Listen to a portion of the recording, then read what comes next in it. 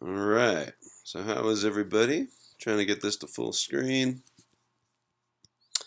Let's get this out of there. And here we go.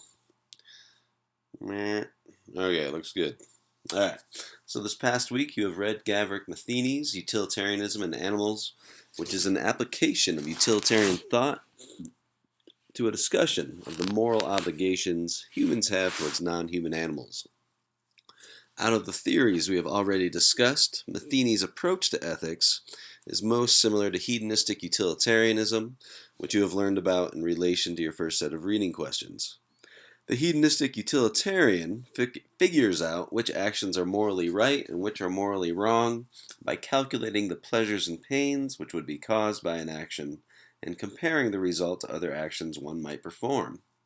Since many non-human animal species can feel pains and pleasures, it is both easy and natural to extend utilitarian theory by taking animal well-being into account.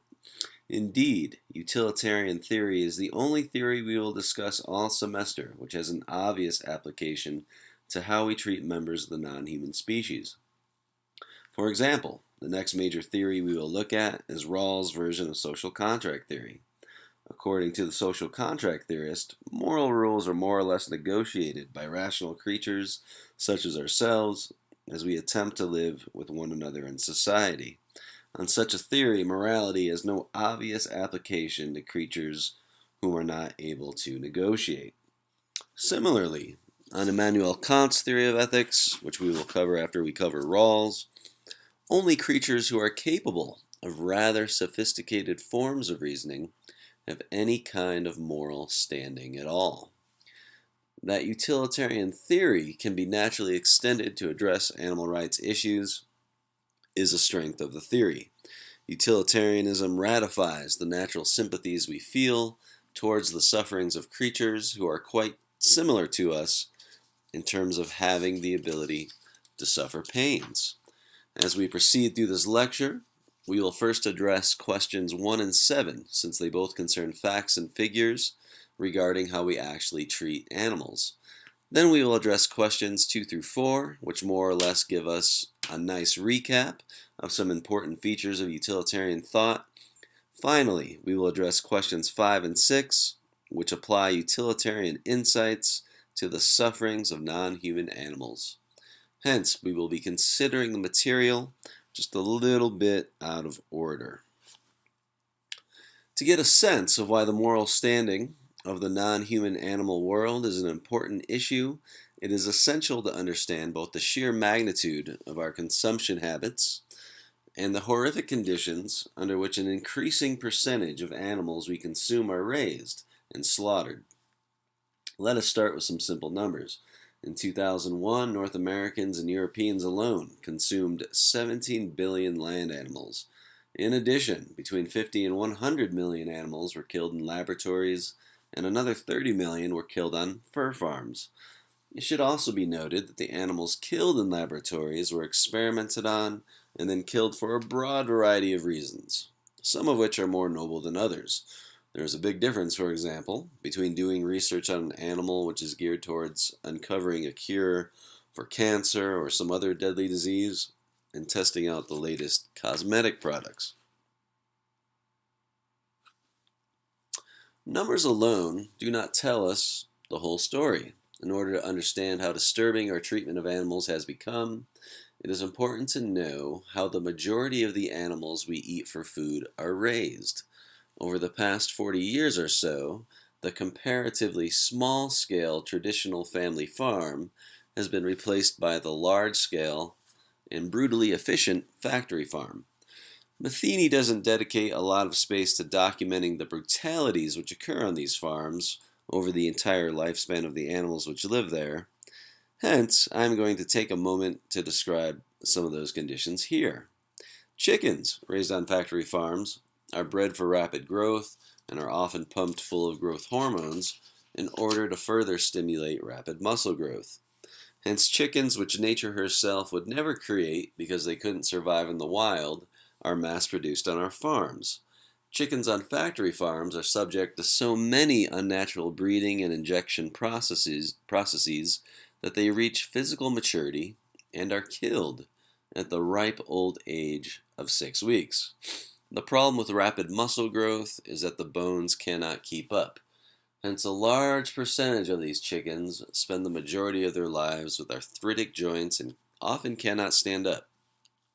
So many artificial hormones circulate through the bloodstreams of our chickens and other animals that even patterns of human growth are affected. The young women of today begin menstruation about a year earlier than the women of a generation ago. The long-term effects of this are still being studied, and this is because of the consumption of hormones and food. The chickens on many of these farms have about a sheet of paper of space to themselves as they are packed into enclosed barnyard structures with thousands of other chickens.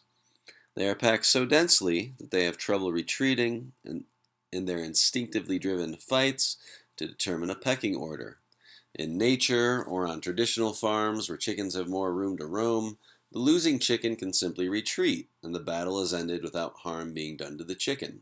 This doesn't happen in tightly packed spaces. There is no room for retreat, and the losing chicken is often harmed or killed as a result. Pigs raised on factory farms spend much of their time in a concrete enclosure, which is not big enough to turn around in, and given that it is made out of concrete, is terribly uncomfortable. The pigs, who are smarter than house pets such as dogs and cats, cannot engage in the kind of activities pigs want to engage in for both pleasure, community, and stress reduction. They spend their lives bored and uncomfortable, stuffed inside a kind of box. Since the pig excrement accumulates rapidly and is a breeding ground for microbes, which bring disease and illness, the pigs are literally sprayed with antibiotics.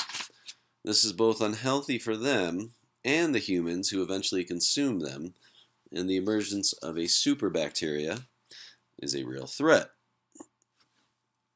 Matheny points out that the conditions under which factory-farmed animals live are so bad that a strong case can be made that it would be better for these animals to never have lived at all.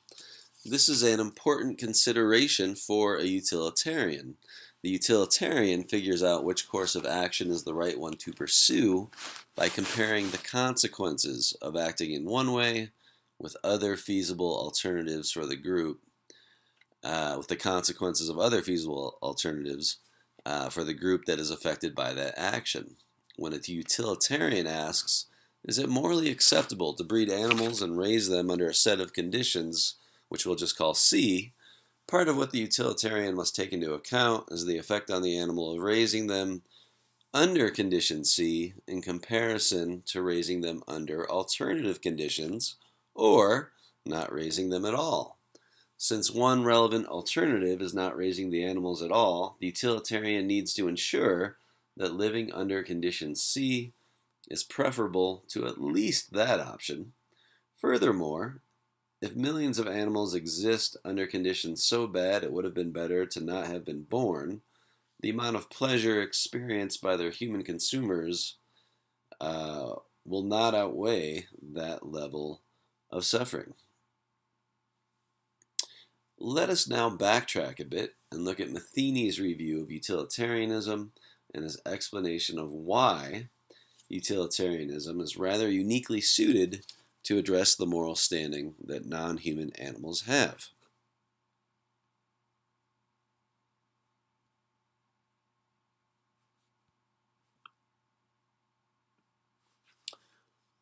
You can think of Matheny's article as proceeding in two distinct stages. During stage one, Matheny sets out to establish that utilitarianism is a plausible ethical theory. During stage two, he argues there are strong utilitarian considerations that favor treating animals well. The first move that he makes in regards to defending the plausibility of utilitarianism is to show that utilitarian thinking has substantial overlap with other traditions in ethics, both religious and secular. Historically speaking, there have been a broad variety of traditions that entail the following principle, which I will simply name others matter. I cannot reasonably claim my interests matter more than yours simply because my interests are mine. He notes that the Judeo-Christian system of religious thought embodies others matter in what we often refer to as the Golden Rule. One expression of the Golden Rule is to treat others as you would want to be treated. The New Testament expresses the similar thought, love your neighbor as yourself. Whatever New Testament author is responsible for the Gospel of Matthew portrays Jesus as quoting an Old Testament text from the book of Leviticus. Hence, in both Judaism and Christianity, one finds what is perhaps the fundamental principle which guides ethical reasoning and is captured by others matter. Matheny could have multiplied his examples by citing the Buddhist, do not do unto others which you would have not done to you. Or the Kantian, always treat others as ends in themselves and not merely as means to an end.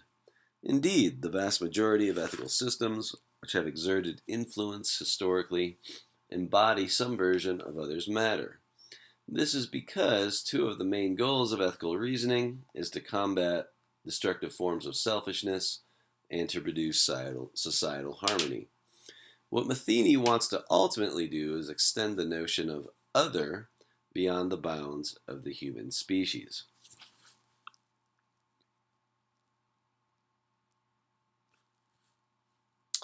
All right.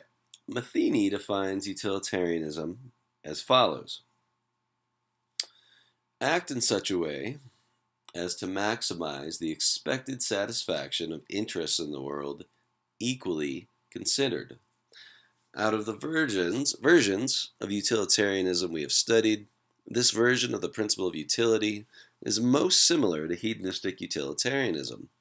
There are two main differences between Matheny's version of utility and the hedonistic one.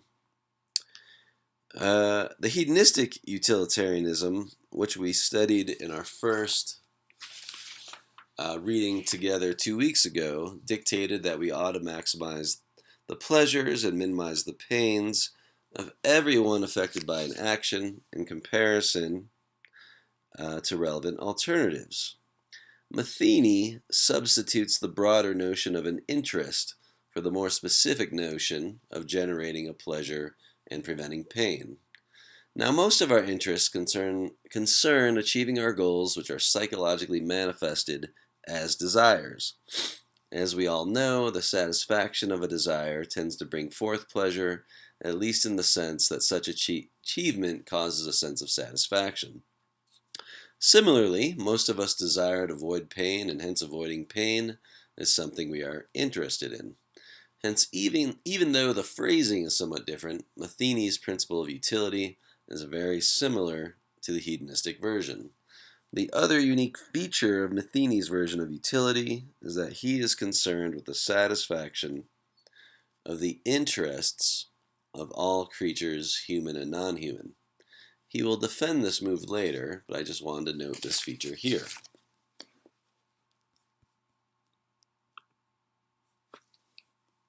Matheny proceeds to give what is for this class a helpful recap of some of the main features of utilitarianism.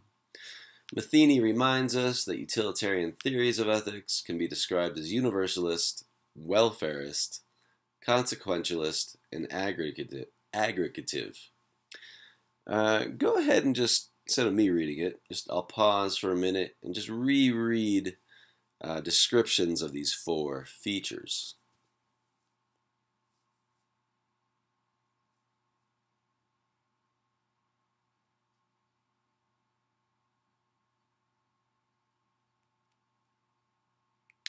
Okay, if you need a little more time to read, just pause the presentation. Otherwise, let's go forward. In our first set of reading questions on consequentialism, we talked about the universalism of utilitarian theory under a different name. In that lecture, following Mark Timmons, we referred to this property as impartiality, which emphasizes that the utilitarian does not care about race, gender, national citizenship, or any other such property when calculating what is right to do. Timmins used the term welfarist, and I noted in the lecture that welfare is interchangeable with well-being. So Timmins also talked about the welfarist or well-being focused nature of utilitarianism. What distinguishes utilitarian ethical theories from the more generic consequentialist theories of ethics is this commitment to defining good and bad consequences in terms of the welfare of beings who have interests, Matheny's version, or pains and pleasures, which is what the hedonistic utilitarian would focus on. And these aggregative and consequentialist features, I think, are pretty straightforward. We'll mention the aggregative in a bit. All right. In this section, Matheny, there's a section entitled The Advantages of Utilitarianism, and in this section, Matheny picks out a number of advantages in relation to some competing traditions in ethics. Matheny highlights the following two main points and develops some subpoints in relation to each. Here are the two main types of advantages he focuses on. Due to its consequentialism, the utilitarian makes full use of information about the world in order to determine what is right and what is wrong.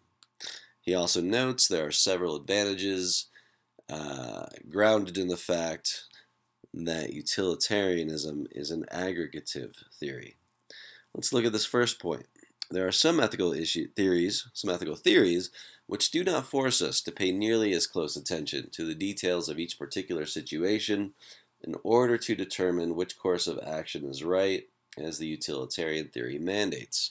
Because the right action to perform depends on the consequences which flow from the action, one must check and see what those consequences are likely to be. One cannot, for example, ban or fail to ban recreational marijuana use, justify a war, choose to lie or tell the truth, or even pass tax policy without getting a sense of the likely outcomes of these actions.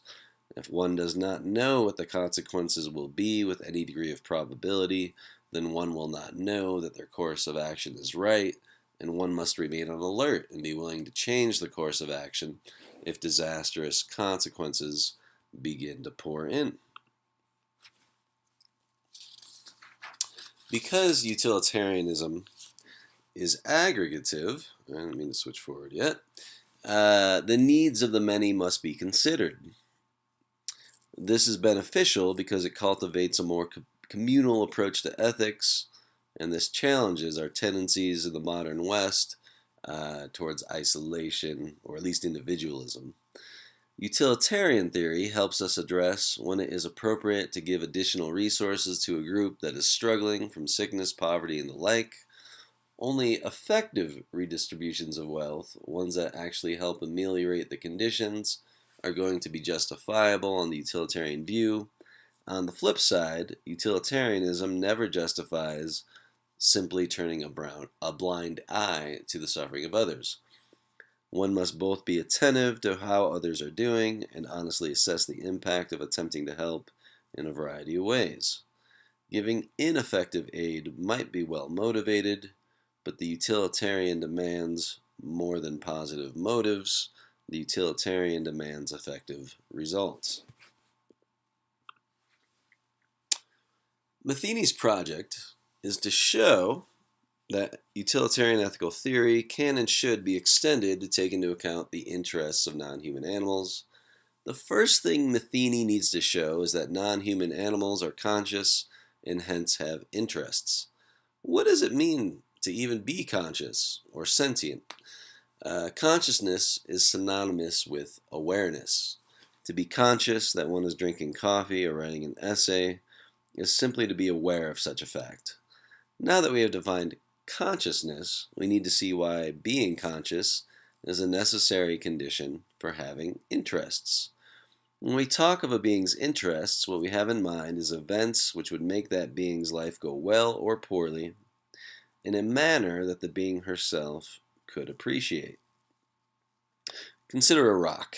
A rock, in virtue of not being conscious at all, has no preferences, and even lacks experiences that the rock would experience as good or bad in nature. The same goes for trees.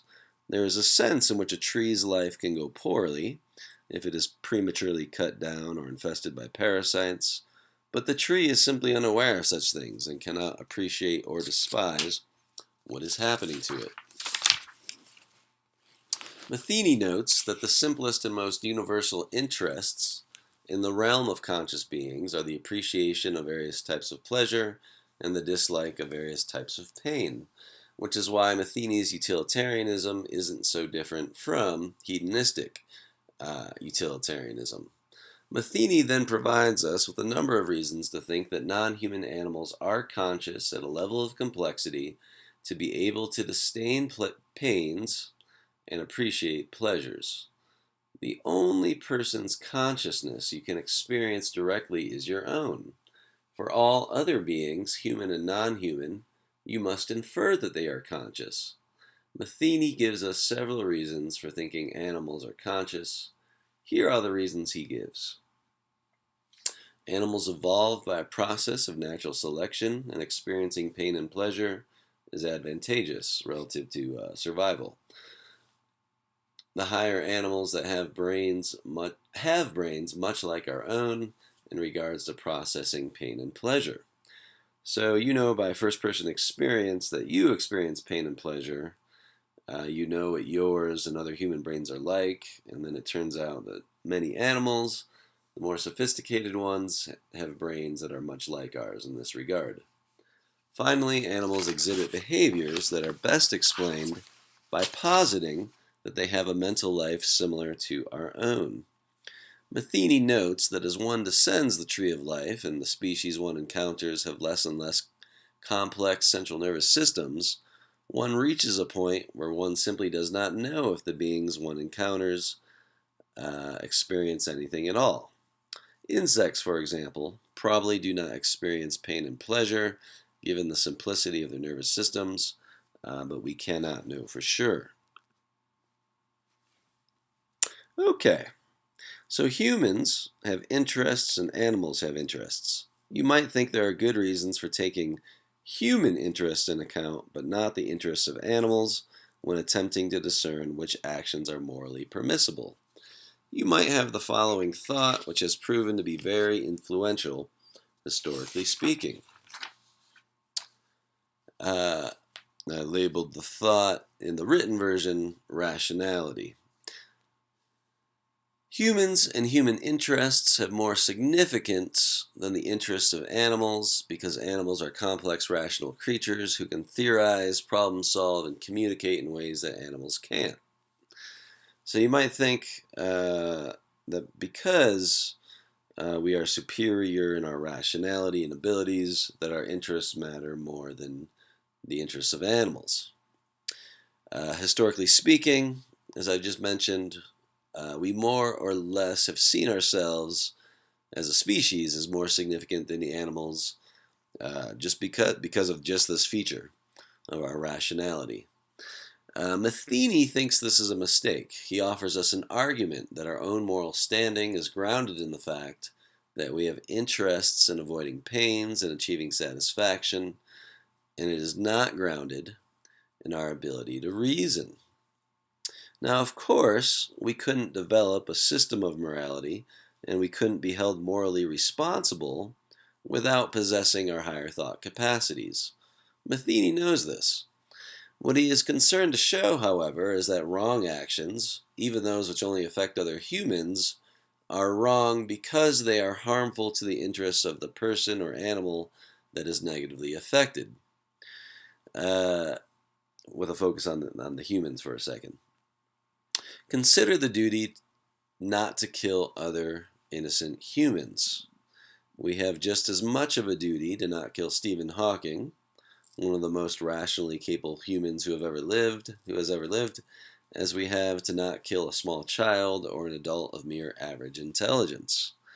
If the wrongness of taking a life was determined by how intelligent the being in question is, then it would be more unethical to kill Hawking, or if this were a prior century, Albert Einstein or Aristotle.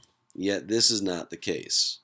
Hence, Matheny argues, the moral standing of a creature, which is the degree to which we must take that creature into account, is not determined by how rational that creature is. Since we do not discriminate against less intelligent humans in regards to their basic moral rights, we shouldn't discriminate against our less intelligent animal species either. All right, so that's how he wraps it up. Good talking to you, and I hope you have comprehended well. Email me any questions and move on to the discussion board.